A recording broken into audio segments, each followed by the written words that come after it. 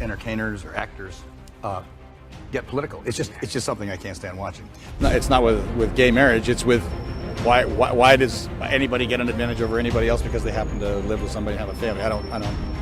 Hollywood legend Kurt Russell is no stranger to speaking his mind, and when he took on woke Hollywood in front of none other than Whoopi Goldberg, known for his unapologetic opinions and razor-sharp wit, Kurt didn't hold back, leaving audiences stunned and sparking a wildfire of reactions across the industry. But what exactly did he say? How did Whoopi respond? And why has this moment become a cultural flashpoint in the ongoing debate about Hollywood's direction? Stick around, because we're breaking down every detail of this epic exchange that has the internet buzzing. Recently, you made some headlines for saying that you felt gun control laws wouldn't deter terrorists. Explain to folks. Well, you know, these are these things where, first of all, I was in a situation, we do what we call the dog and pony. Right. We're out doing the dog and pony selling a picture, and you get sometimes you get what you feel is slightly ambushed by somebody who's really got an agenda, and that's sort of, I think, that's my opinion of what happened to me the other day. The last thing I like to watch is entertainers or actors get political. It's just something I can't stand watching. So having said that, no, I was kind of asked to put it in context somehow with this movie. Mm-hmm. You know, my personal feeling is that there's a big difference between Fantasyland and reality. Fantasyland is what we do. You're either writing something, writing a song, writing a book, doing a movie, doing a television show. That's Fantasyland. And that's where that stuff belongs. In reality, when we're dealing with things like terrorism and whatnot, we're all going to have different opinions on how to do it, and how to deal with it. Yeah.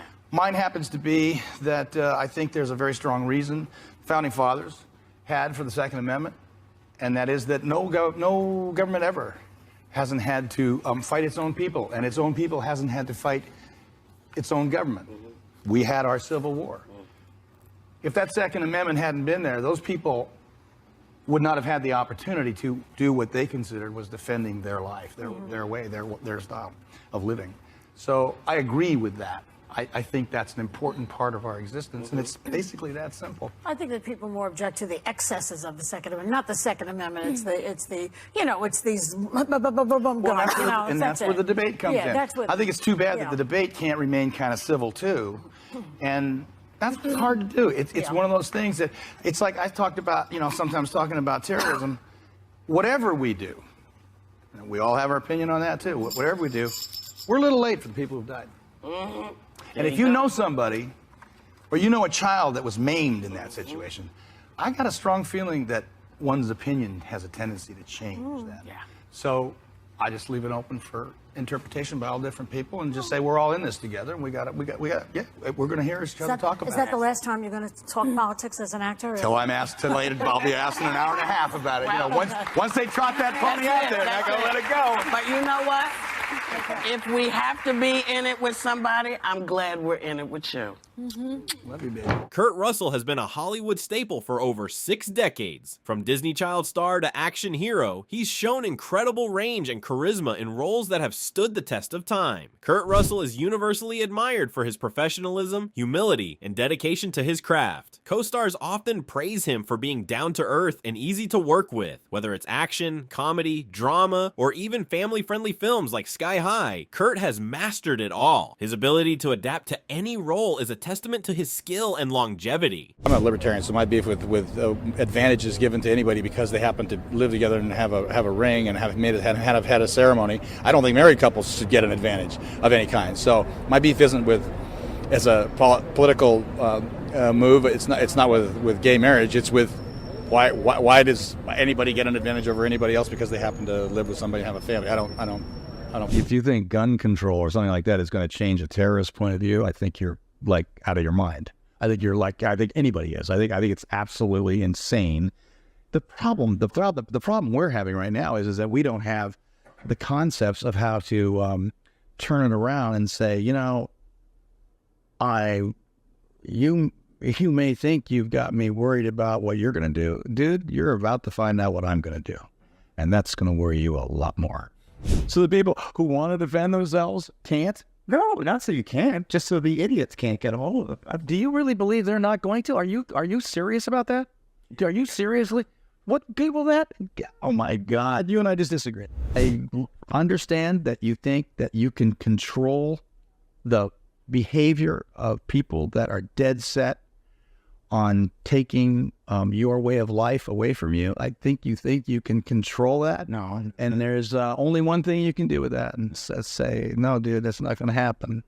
If you think gun control or something like that is going to change a terrorist point of view, I think you're like out of your mind. I think anybody is. I think it's absolutely insane. In the New York Times this morning, and the guy interviewed many people from the Midwest and from the West about San Bernardino.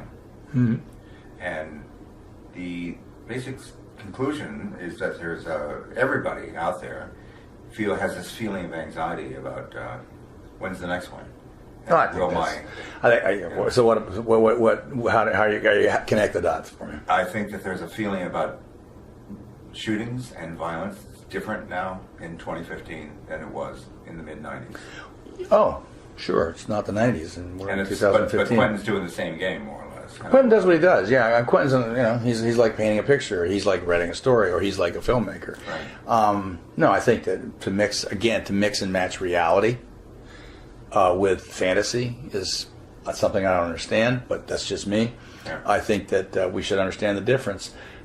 I think that to mix today's politics with, for instance, in this case, a tale about a fictional tale about just right after the Civil War. I'm not talking about politics. I'm talking about ground level, water table, a feeling that's in people's bones that this New York Times piece was talking about. People are genuinely, between Paris and San Bernardino, there's this thing that sudden violence as a normal day-to-day aspect, coming from the gun culture, coming from everything else. It's a different vibe, I don't understand the concepts of conversation of the gun culture. We've lived with guns since, the 7th century or something? I don't know. We all know that right now, guns is a trope. It's it's not a trope, it's a totem, it's a metaphor that disenfranchised white guys need. It makes them feel good because they're being You can surrounded. say what you want. I don't agree with that. So it's not my thing. But it's So, statistically you can look. irrefutable. If you think gun control or something like that is going to change a terrorist point of view, I think you're like out of your mind. I think I think anybody is. I think it's absolutely insane. The problem we're having right now is that we don't have the concepts of how to turn it around and say, you may think you've got me worried about what you're going to do. Dude, you're about to find out what I'm going to do. Mm-hmm. And that's going to worry you a lot more. And that's what we need. That will change the concept of gun culture, as you call it, to something of reality, which is, if I'm a hockey team and I got a guy bearing down on me as a goaltender, I'm not concerned about what he's going to do. I'm going to make him concerned about what I'm going to do. I guess Obama's point was that the guys who are on the no-fly list because of terrorist connections, can get a gun pretty easily. They can also make a bomb pretty easily. Yeah. So what? They can also get knives and stab you. What are you going to do about that? They can get cars and run you over with them. What are you going to do about that? What are you going to do about that? They didn't kill the people in San Bernardino. Oh, but they've killed others that way. Haven't they? Yeah. Yes. Yeah. So what are you going to do? Outlaw everything? That isn't the answer. Just put some controls. Put some controls. What? So the people who want to defend themselves can't? No, not so you can't. Just so the idiots can't get a hold of them. That's Do all. you really believe they're not going to? Are you serious about that? Yeah, Are you they get seriously? hired. What good will that? Sorry about that. At least yours doesn't play Call Me Maybe. Yeah, like exactly. Sorry about that. He had an Illinois firearm ID card and a concealed carry license in that state. And in Virginia, the gun laws are very, very lax. They're very, very loose. But law enforcement officers will tell you when there's more than one person that has a gun, it makes the situation more dangerous for them because they don't know who the bad guys are. But you know what? So more guns is not the Because I live answer. in New York State, I just want to say this one thing because it's personal, really. Yeah. Because I live in New York State and there are tight gun laws here.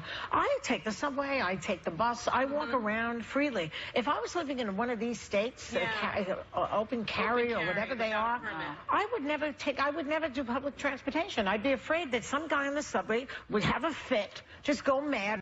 said about somebody took his seat or somebody's mansplaining or what have you, and shoot somebody else. Well, See, I feel that's follow, easy to do. Can't we follow the lead of other countries? I mean, if you look at Japan, there is almost no gun violence. In fact, it's like the chance of being killed by a gun are just the same as chances in the United States of being struck by lightning. It's like 1 in a million. They don't have a Second Why don't we? Amendment in Why Japan. don't They don't have we a Second learn Amendment. from them? I feel very differently about that, though. When I go to states like Arizona, when I go to states like Texas, I'm not worried about law-abiding citizens carrying guns. They don't make me nervous. I feel much more comfortable knowing that if something happens, you have law-abiding citizens that have gone through background checks but have been trained. Have you but been know around how to, people with guns? all the time? No, I have. I have Really? been around a lot So of people have you who been have around trained with and- afraid people with guns? I have, and a lot of these people I don't take, believe you, no, Jed. I don't believe I because promise you. when somebody I'm a shoots conservative. a gun, They're a very pro-guns, Listen, pro-Second I'm Amendment also group. listen, no, I have no I have a problem, lot of but I'm not a gun saying girl, to you, but I have a lot of I am experience saying with to guns. you that when people start shooting, people tend to run. If other people have guns, it makes it very hard for the police to know but who here's- to and shoot. they're more likely to hurt themselves. Who to shoot because every civilian's got a gun at. But the problem is, if the Capitol Police weren't there, and the Capitol Police were only there because Scalise is there and he's the House Majority Whip, Yeah. if they had not shown up, there would have been a massacre there. But that's their job. That's their job.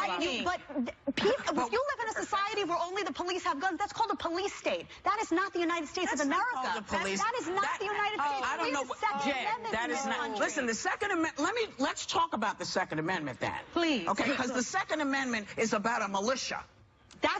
That's what it says.